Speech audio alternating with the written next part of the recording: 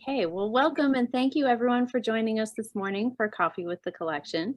My name is Amanda and I'm the Director of Learning and Engagement here at the Fred Jones Jr. Museum of Art. Let's get started with a little housekeeping first. Everyone should be on mute and I'd like to ask you all to keep yourselves muted so we can hear our presenters without any distractions. But if you'd like to make a comment or ask a question during the presentation, please feel free to do so using the chat feature. To open your chat, scroll down to the bottom of your Zoom screen, click on the icon that looks like a speech bubble.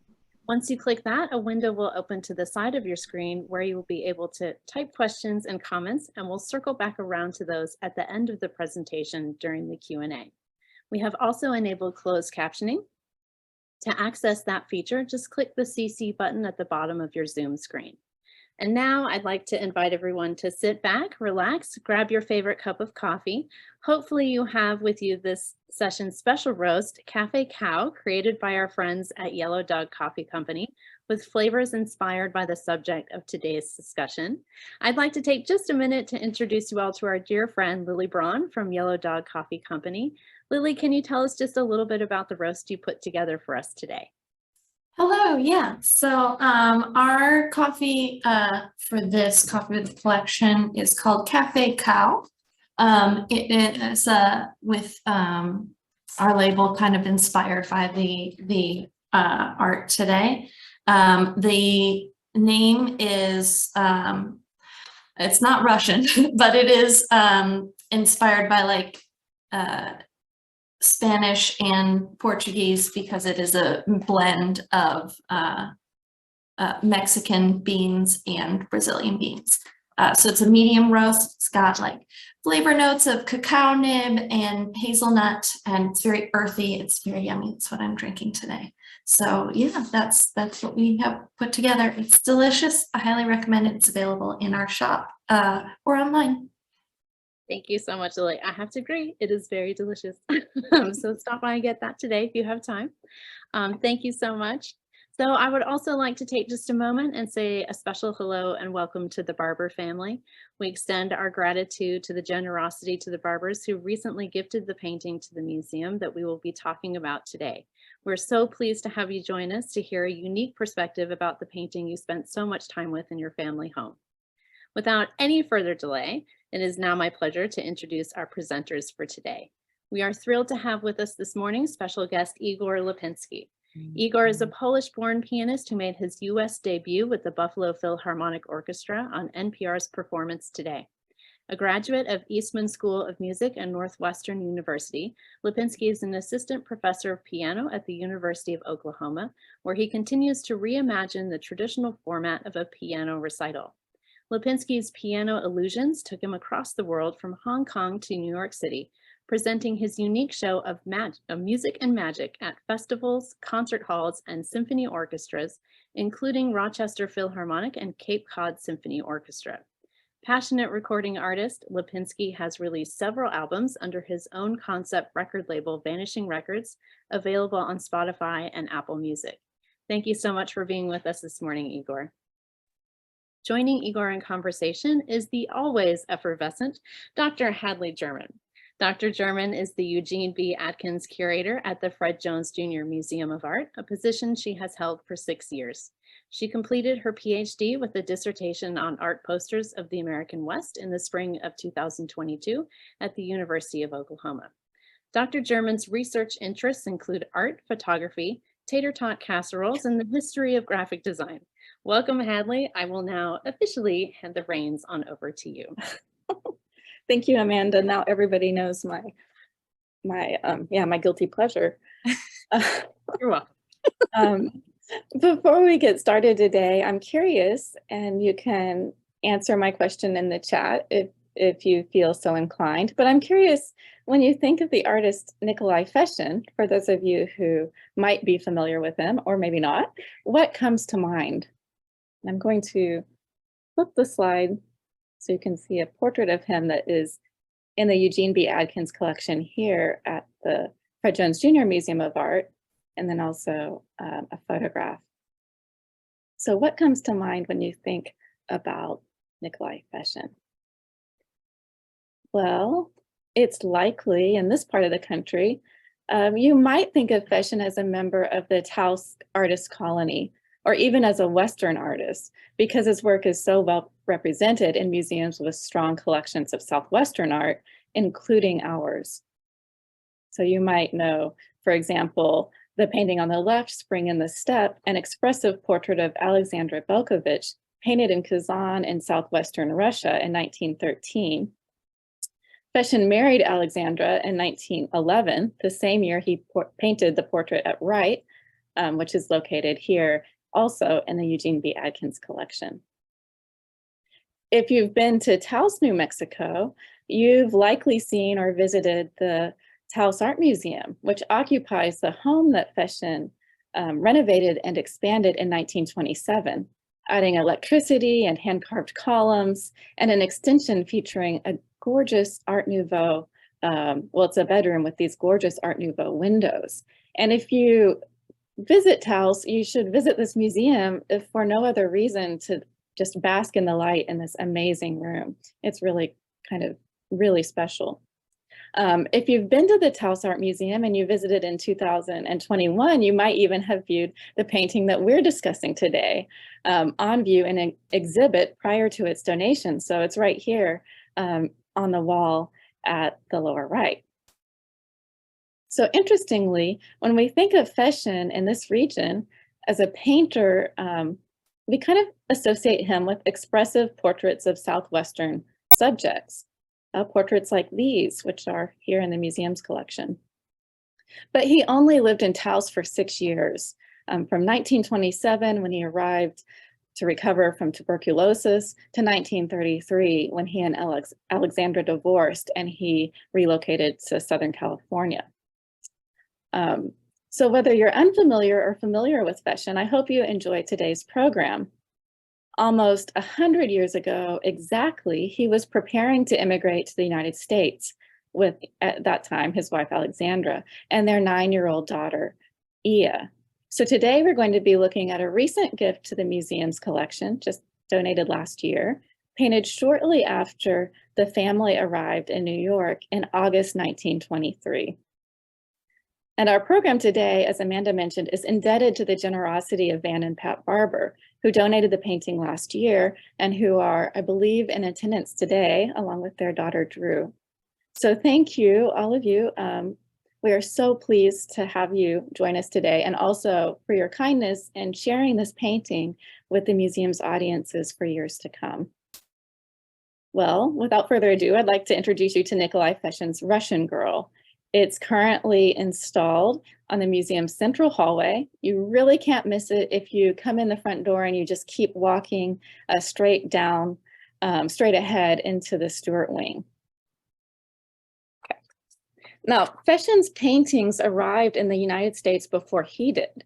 He had become popular among American collectors in the 1910s, following exhibitions in Munich and in Pittsburgh. And only months before he arrived in the United States, the Brooklyn Museum opened an exhibition of his paintings alongside other Russian artists in spring of 1923. Shortly after he arrived in New York, Fechin painted Russian Girl, a likeness of the Russian-American composer and pianist Ariadna Mikéshina. Now, while Fechin gained international attention for his expressive portraits, Mikéshina is little known today. And Igor will share more about her fascinating biography.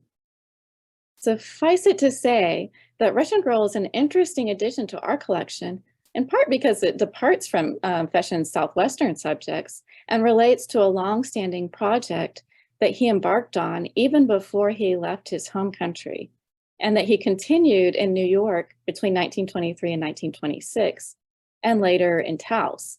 And that is of painting portraits of creatives. That is visual and performing artists, musicians, and writers. So in fact, beginning in 1923, when Fechin arrived in New York, he specifically sought out Russian émigré artists, dancers, and writers, the ones shown here, including Ariadna Mikéshina, to paint.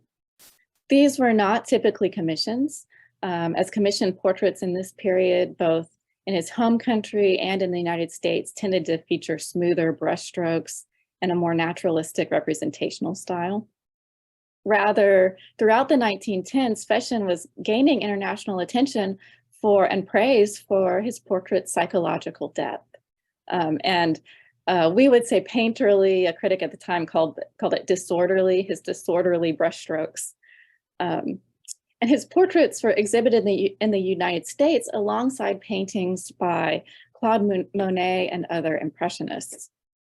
So while they're portraits, Fechin was less concerned about naturalistic representation, although that's evident, than about portraying inner qualities or spirituality or even the creative process, which I think you can see is made visible in this thick, at times gestural layering of paint.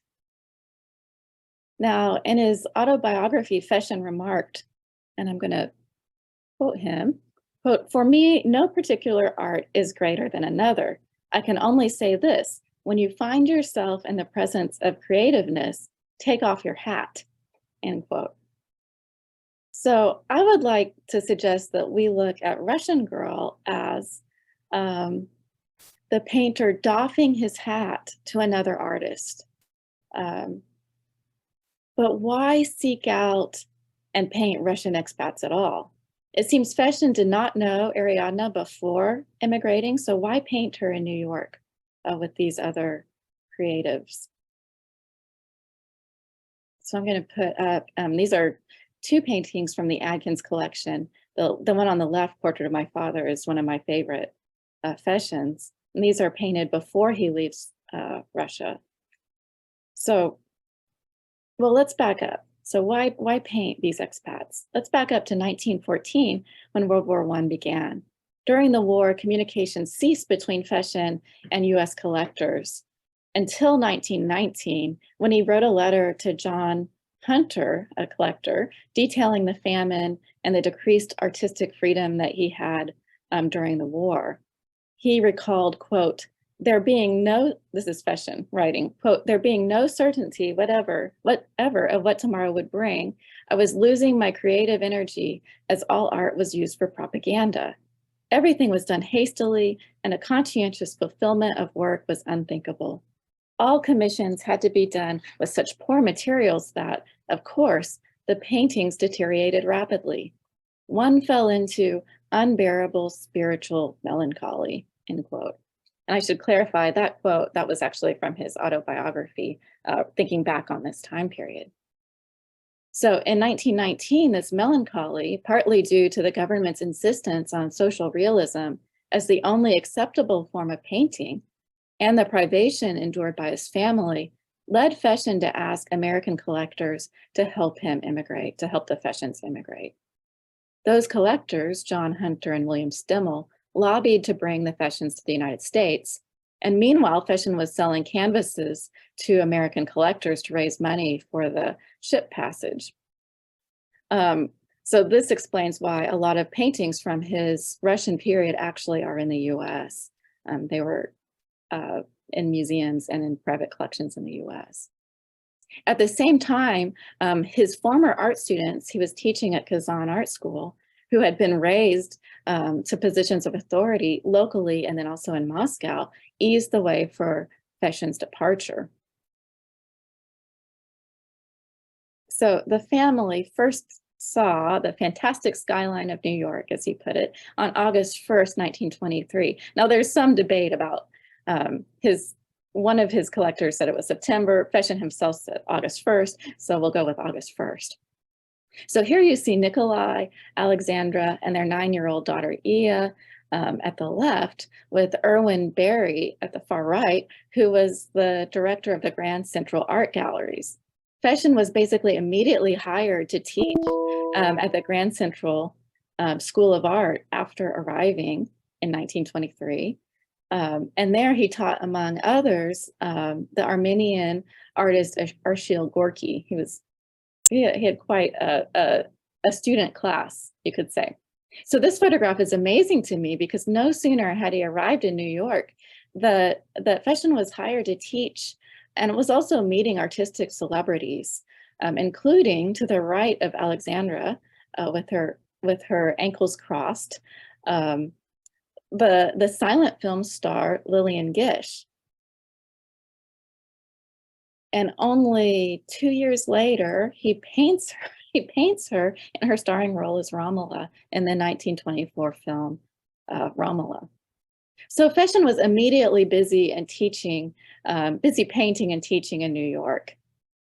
And of course, these paintings are some of the paintings he produces fairly quickly during that period in New York. So by December 1923, this is only 4 months after he arrived, the Art Institute of Chicago featured a solo exhibition from the private collection of those collectors who helped bring Fechin to the United States. And that exhibit included, among others, the artist Berliuk, which is located at the far left on this slide.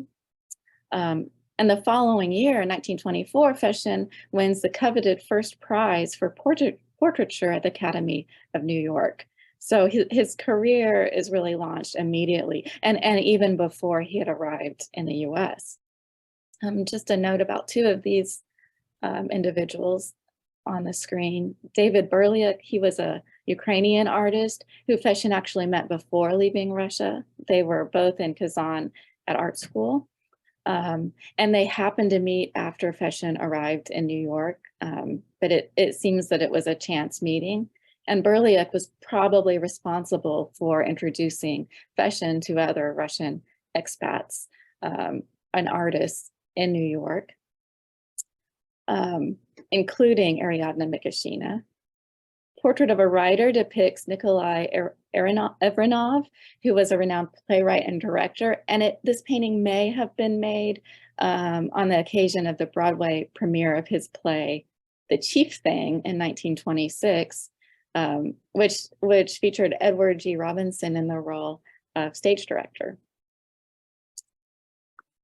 Okay, well, why paint these Russian expats? The Russian curator and Fechin expert Galina Tulasagova, who has written extensively about Fechin in Russia, noted that after the upheaval brought by the 1917 revolution, scientists, doctors, and writers and artists were all fleeing Russia during the period of civil war and famine. She comments, quote, "The new Soviet authors purged their emigres from the public record," end quote. So basically the new writers are not mentioning these creatives who fled the country, who left the country. So those essentially erased emigres include Fechin. In fact, his work wouldn't reappear in exhibitions in art exhibitions in Russia for more than 50 years, not until 1976. So I propose, when we look at Russian Girl, in the context of these other portraits of Russian emigre artists in New York, I'd suggest we consider looking at this portrait not only as a way of doffing one's artistic hat to creativity, to another's creativity, but also think of it as a way of Fechin recording for posterity those individuals who had been erased from the public record at the time in his home country. By seeking out Russian emigre artists in New York and painting them, Fechin ensured their visibility. These paintings, I'd like to think of, are a way of saying, here we are, or maybe here they are. I just want to take a couple of moments and talk a little bit about Fechin's process. So these are details of Russian Girl. And you can see that really thick application of paint and overlapping brushstrokes. So Fechin prepared the canvases himself, and he would use oil paint almost without oil.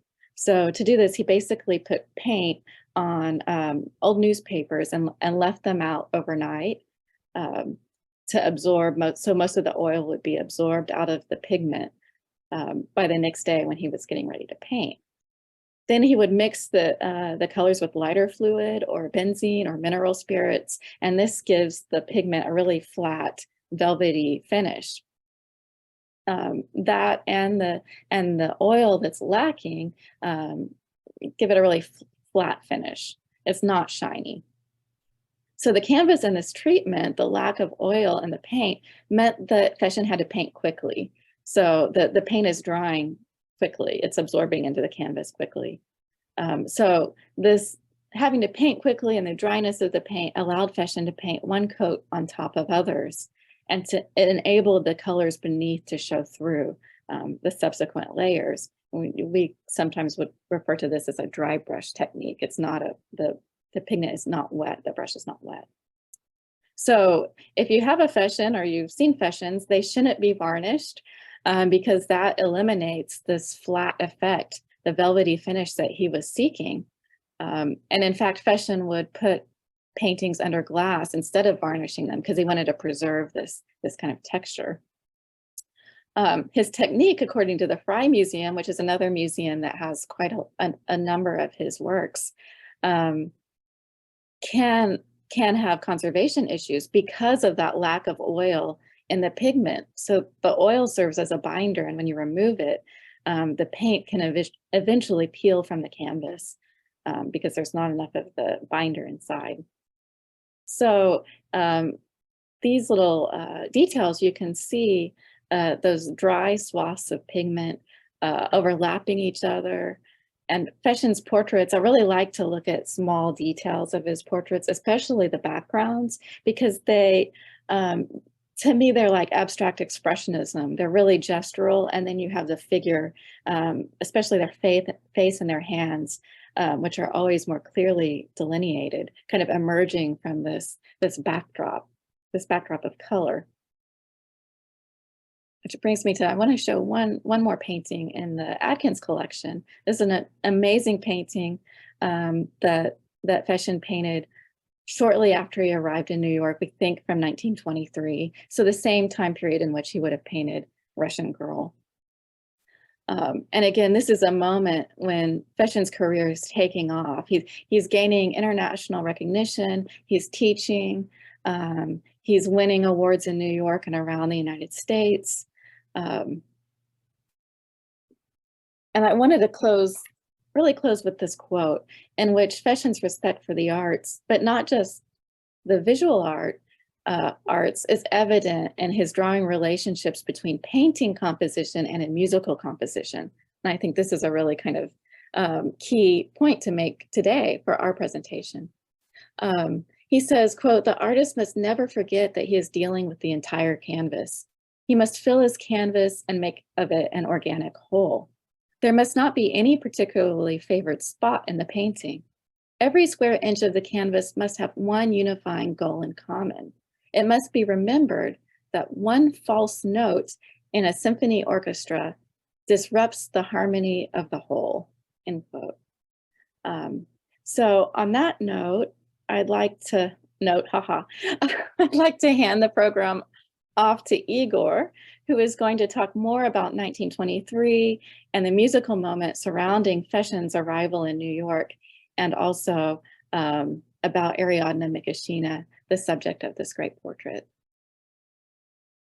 Thanks so very much, and welcome everyone. Thank you for having me this morning. I think when I first saw the painting and learned of the years when Fechin was coming to New York and working on his art and being introduced to the artistic scene of New York, the first thing that came to mind was the New York of 1923, 1924, and since we are coming into the centenary year in 2024 of George Gershwin's Rhapsody in Blue, I immediately thought of that important musical event that was taking place at the time.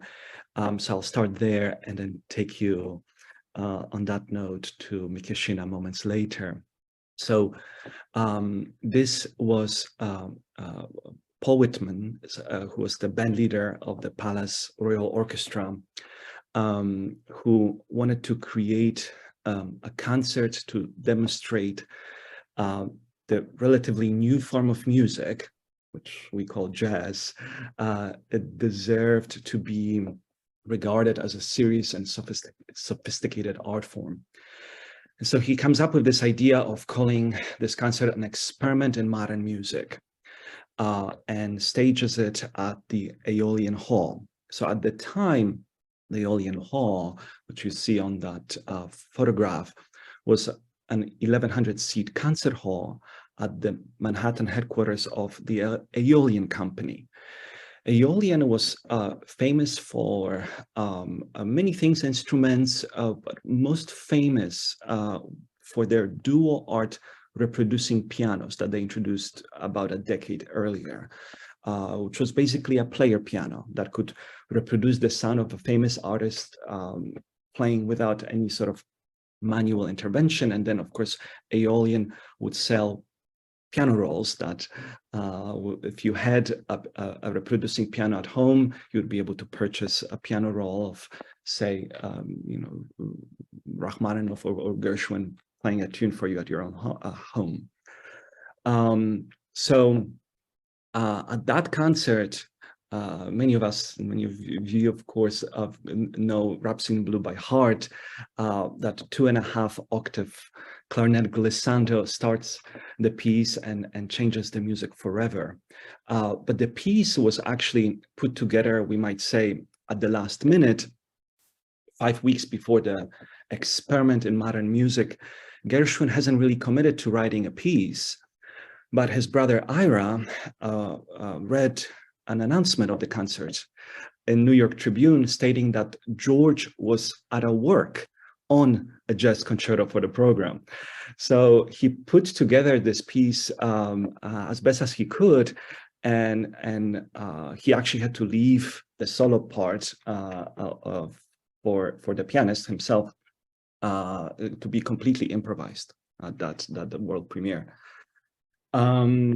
So the day after the premiere, conductor Walter Damrosch commissioned Gershwin to write a full-scale piano concerto for the New York Symphony Orchestra, which later merges with the New York Philharmonic Society and forming New York Philharmonic. And just a year later, in 1925, Gershwin merges these jazz-influenced jazz, blues, ragtime into a classical form of a piano concerto and premiering as a soloist at Carnegie Hall. If you look at the slide of the Carnegie Hall, this is a photograph from 1921, probably one of the popular at the time piano monster concerts.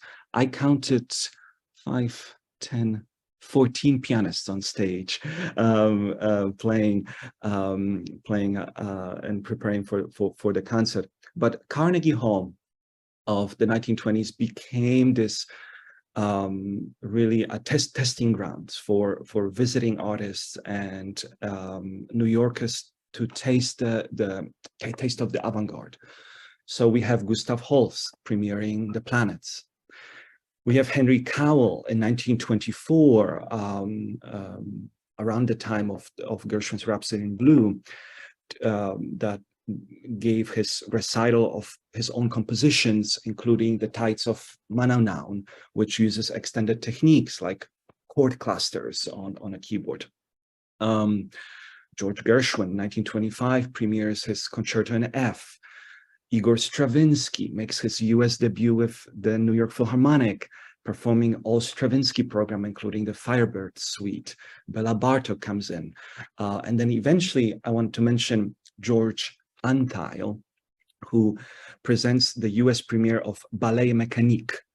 And Ballet Mécanique was originally a music written to an avant-garde silent art film. And after splitting the ways with Fernand Léger and Dudley Murphy, the filmmaker, George Antheil created a concert piece. And that premiered at Carnegie Hall. And to give you a picture of that concert, it had sort of radical repetitive style. The instrumentation itself called for 16 player pianos, those reproducing Aeolian pianos, 3 xylophones, 7 electric bells, and a lot of other noisemakers, if you will. And the premiere was so striking that it triggered street fights after the concert. And so I say all of that because the context here is important. The New York of 1920s, the New York that Ariadna Mikéshina arrives at, was at the fringe of innovation. But a lot of artists rejected, so to speak, or perhaps were not as affected by the pressure of change, the avant-garde. A lot of these artists, especially in music and in performance circles, thought that there was still boundless potential in creating a work of art with more traditional vocabulary. And pianist and composer Mikéshina was certainly one of them. Mikéshina was born to a musical family, a musical and artistic family. Her mother went to Moscow Conservatory. Her sister was also a musician, and she herself studied at St. Petersburg Conservatory. When her husband was sent to Japan during World War I, she joined her husband in Tokyo and left Russia at the coming of the Bolsheviks. And the first piece that she composed in Japan after, graduation and sort of imposed exile was a concerto for two pianos. It was a fantasy, but used Russian themes, the themes from a Mussorgsky opera, Boris Godunov, that featured chants and sounds of church bells, this kind of characteristic of Russian musical element that we know from, say, works by Sergei Rachmaninoff, and the elements of church bells that will continue in her many compositions later. From Japan, the couple moves to California, where she settles, starts her piano studio, teaching studio, and gives concert of her own music. And there's newspaper articles praising her work and noticing her development already as a young artist. After the fall of the Russian government in 1921, her mother, brother, and sister are refugees, to an effect, in Constantinople, the modern, Istanbul. And she divorces her husband and then joins them, then eventually returns to the United States in 1923, using the surname Mikéshina, and for what we know her from now on. She goes on to compose a variety of works, and I must tell you that it has been really enlightening to, first of all, go and see the painting at the gallery and meet with the curators and talk about the artwork, and then do a little bit of research on a pianist that, quite frankly, I've never heard of. And I would probably never run into if it wasn't for today's talk, and so it's been really inspiring to see that there's so much there in music and creative compositions and artists to unravel and discover. So she's written a number of works for piano solo, and a lot of these have kind of sentimental titles like Pavan, Melancholy, Intermezzo, character pieces, we would say. A lot of these compositions are rooted in that 19th century form of a character piece. She writes a series of songs: Rain, Morning, My Star, The Last Wish, Elegy, and writes for larger scale forms like a piece for symphony orchestra. But quite frankly, very few works are published. From what I was able to find, only several of her works, like the Ballade or Rhapsody Russe, the Russian Rhapsody, can be found in some obscure collection from 1950s, 1960s of piano music of Eastern European composers, essentially. They're only available at a handful of libraries around the country. I wanted to mention the article, her New York Times review of her concert, one of her concerts that she gives of her own compositions. This was a concert where she not only played her solo works, but accompanied, I believe, a cellist, a singer, in various instrumental formations of her works. And one of that review comes from 1975, so a little later. I want to read that quote to you. Ariadna Mikéshina, a Russian-born composer who calmly ignored the last 75 years of musical thought, has presented a number of concerts of her own compositions here over the last 30 years. She is characterized as someone who writes music that's either simply programmatic or tightly neoclassical, with salon music sentiment, with harmonies of the 19th century vocabulary. Now,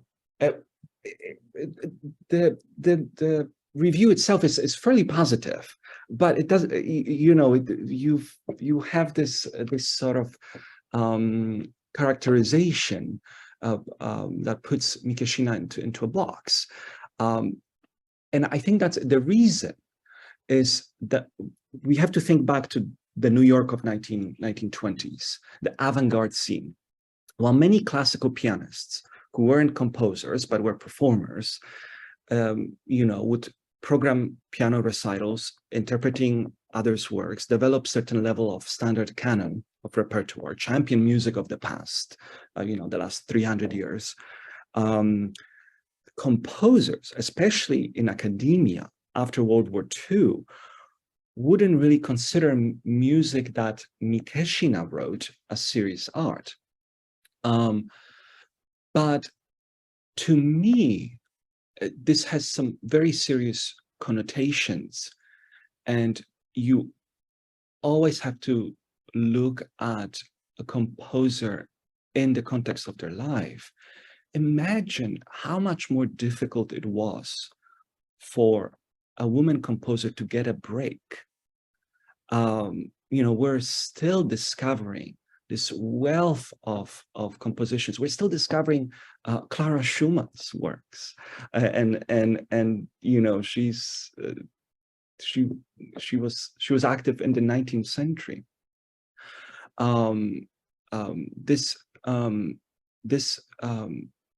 This is something worthwhile of remembering in the context of that review, and in the fact that she was not the only one who rejected the change, but was able to find this, what I mentioned earlier, boundless potential of creativity within the works that she's composed. Two more significant influences of her I want to mention is the composer Ottorino Respighi. He was the composer, he's right on your very right of the slide, of the orchestral tone poem Fountains of Rome. And he himself studied orchestration in St. Petersburg with Rimsky-Korsakov. Respighi visited United States on several occasions the last few years of his life, and made tours and performances across the United States, including New York City. And my sense is, and there's so very little research that has taken place about her, but my sense is that that's when she's taken lessons and she was able to study with him while she was in residence and while he was in residence in the US. And another influence is George Balanchine and the American Ballet Company. She, I found, was an accompanist for the American Ballet Company, and she, among other things, was accompanist for the rehearsals of 1934 Serenade, George Balanchine's first full-length ballet in America, scored to the music of Tchaikovsky's 1888 Serenade for Strings. And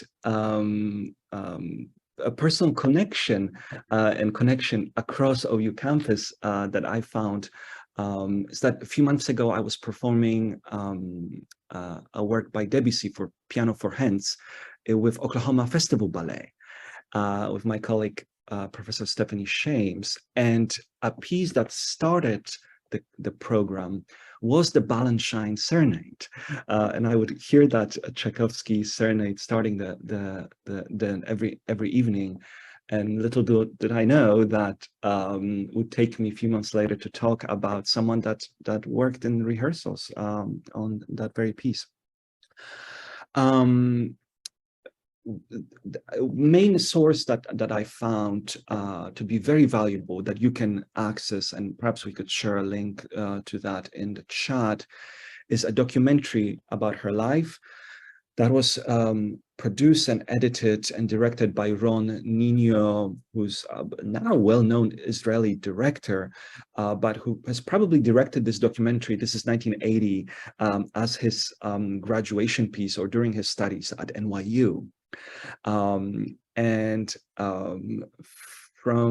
that documentary, we have a clip of her playing at her home, and I think this would be a great moment to hear Mikéshina playing her own composition entitled Rumba, just a bit of excerpt from the documentary.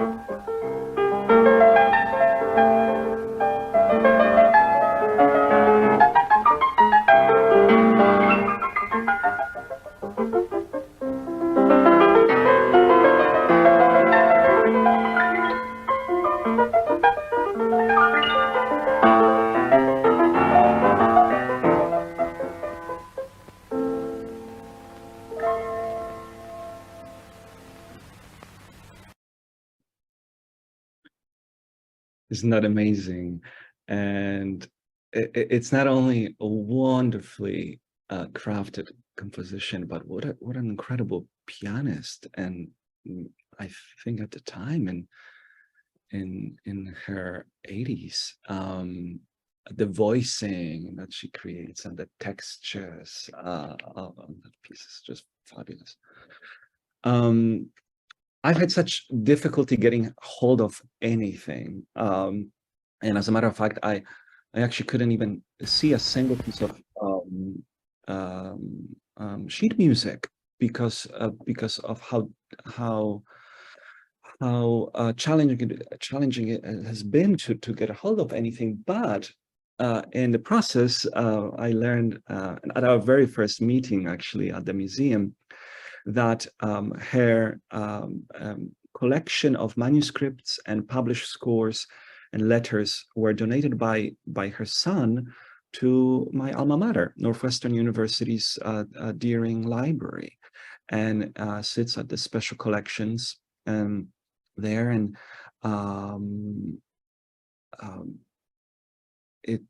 it's certainly inspiring to know that there is that music to be discovered, and hopefully could be a dissertation topic to one of my students in the future to do some groundbreaking and take this music, shed new light on this fantastic music.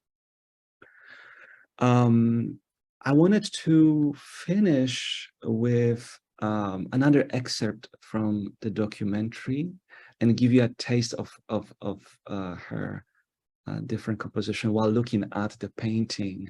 This is Mikéshina's Lullaby, that is based on William Blake's poem Cradle Song. This is for piano and soprano. Let's hear it.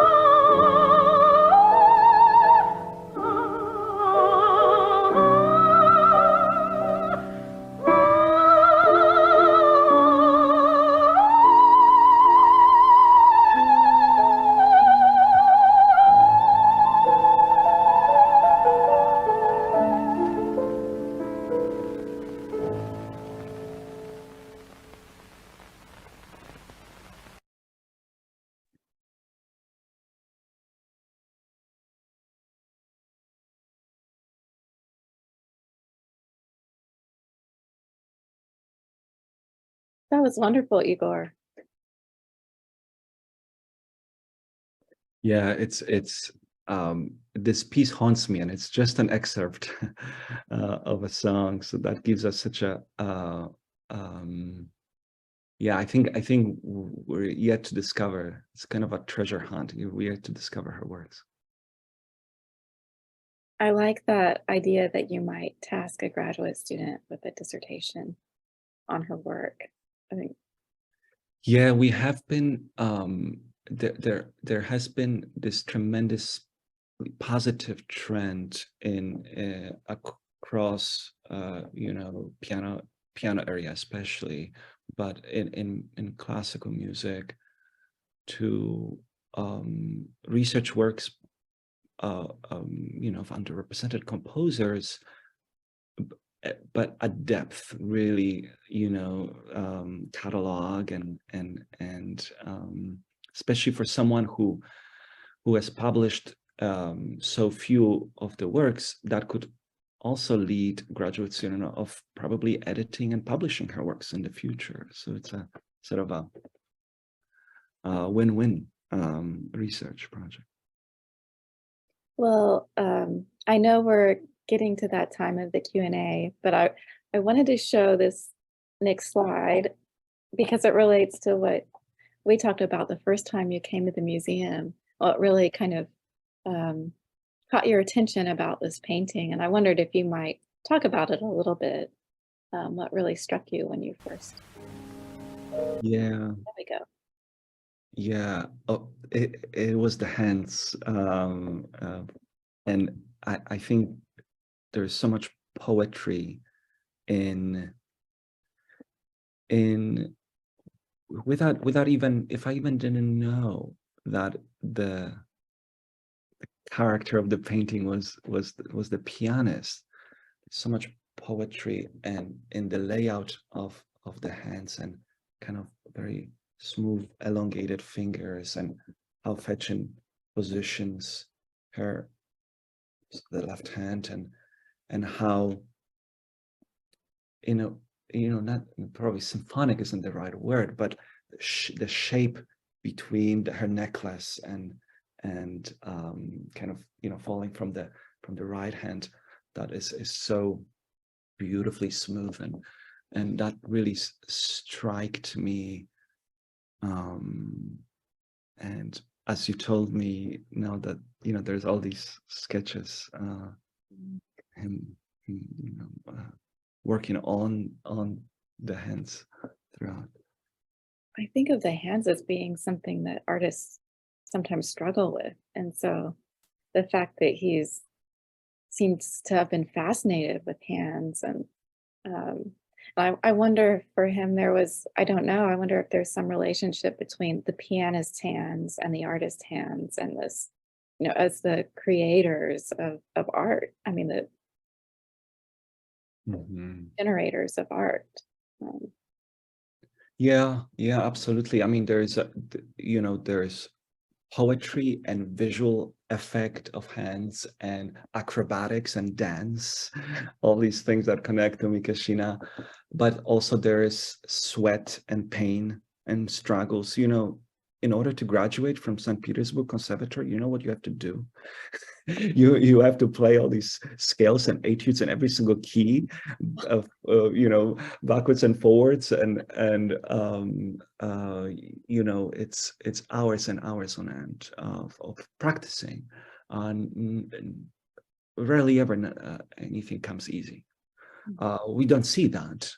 The effect might be as simple as the rumba or the lullaby, but the sweat and pain and the hands behind that, there's a lot of that. Sure.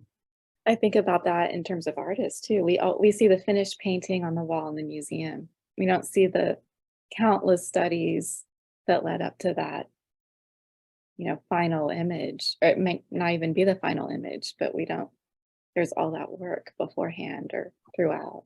Yeah, in my office, I have a facsimile of sort of like the copy of the manuscript of Chopin's 24 Preludes, and there is a lot of scratching and writing over and kind of modeling and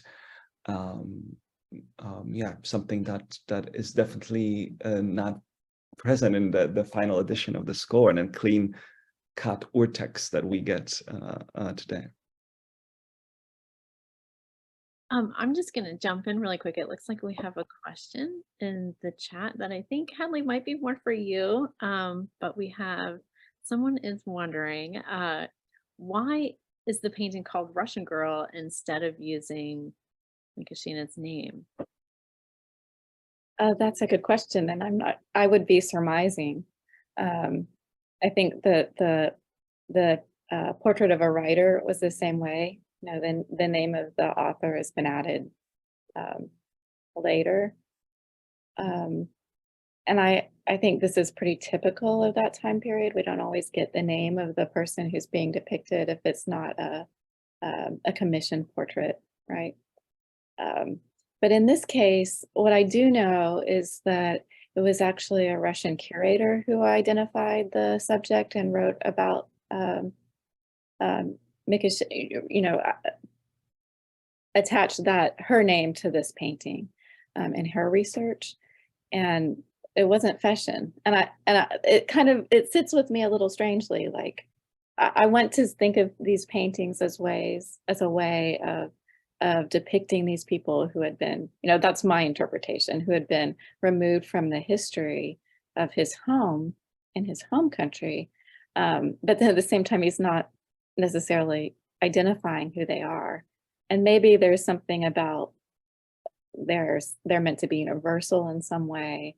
I mean, he does the same thing with the portraits of indigenous subjects. So the portraits of, it's Balinese girl, or maybe it's Taos Pueblo Indian or something. It's an Indian girl with pot. He doesn't identify their names either, and I'm not entirely sure why, but I would guess that it has to do with trying to come up with a more universal image that's not so specific to anyone. It would have a spiritual resonance with multiple people. But it's a tricky one for me. I want her name as part of the title.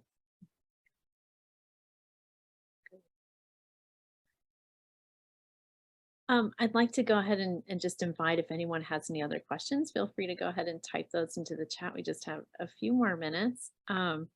Igor, I have a question for you. So this is kind of a little bit more about your work. So I'm going to divert from the painting just for a moment. But I was, looking at your website and some of your previous albums, in particular, your album Masterpieces. And underneath that, you have a line where it says, "What do you hear when you look at a work of art?" And I was wondering, kind of in relationship to that, do you hear anything in particular when you look at this painting, or even maybe when you did the first time you came over to the museum to take a look at it? Hmm. Yeah. So the masterpieces was sort of came from the time where, you know, we were all stuck at home and weren't able to go anywhere in 2020, and I still wanted to create. And so I ended up on, you know, Google Arts and Culture, visiting the museums and looking at paintings and finding these connections. And it struck me really that question that I posed there, that what do you hear when you look at a work of art, as this kind of creative incentive to see if I could find a couple paintings and match them and pair them with works. So, you know, there was The Monk by the Sea, the Friedrichs painting.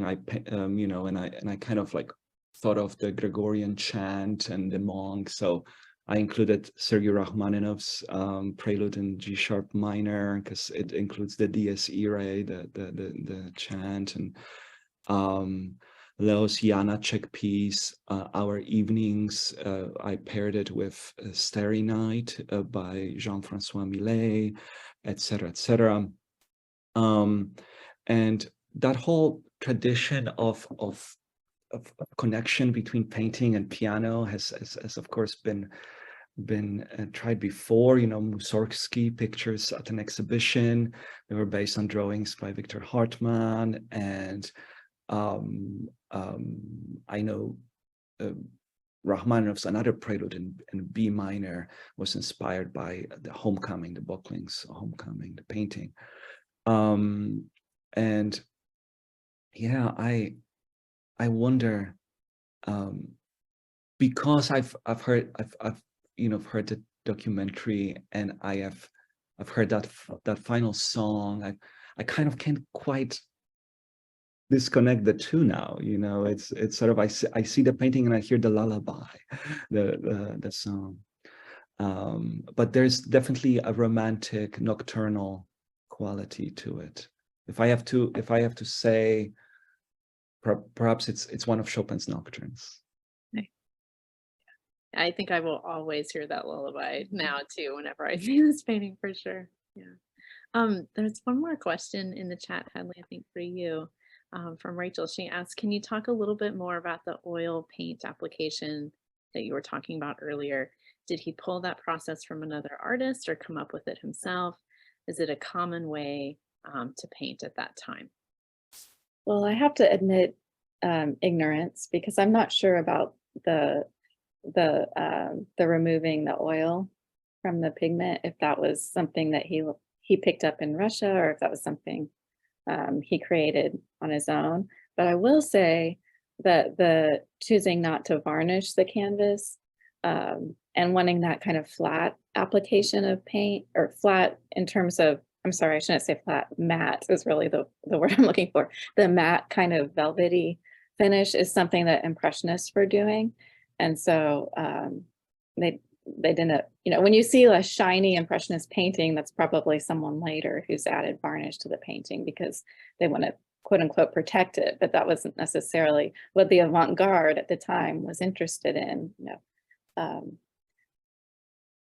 it's a completely different style, but I just learned this the other day, that Mondrian, if you know his work, you know, his paintings are flat, but he would put varnish on the black bars, the vertical and horizontal cross pieces. And so the idea was that those squares of color, those rectangles of color were matte, and then the gloss was only on the bars, on the horizontal and verticals. And so this idea of creating a matte finish, or playing with the finish, the gloss versus the matte, is something that happens really with the modernist, with the Impressionists and after. And so I think that's probably coming somewhat from Impressionism, but I don't, you know, I would have to do more research to be certain about that.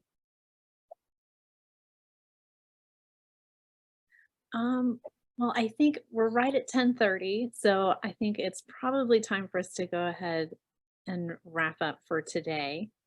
So first, I want to thank so much Igor and Hadley for taking the time to share with us all of your expertise and these fascinating insights. I want to also thank Yellow Dog Coffee Company, Lily, for joining us today and for creating such a delicious roast for this program. We truly enjoy working with you all and appreciate your support of our program. And of course, a thank you to our audience members for joining us this morning. If you're in the area and would like to see Igor perform in person, he will be performing with the Norman Philharmonic on Thursday, June 1st at 7:30 at Sharp Hall. That's here at the University of Oklahoma campus. And thank you again, everyone, for joining us. In the words of the artist from today, I will hope that you find yourself in the presence of creativity this weekend. And if you do, be sure to take off your hat. Thanks so much, everyone. Have a great weekend. Goodbye.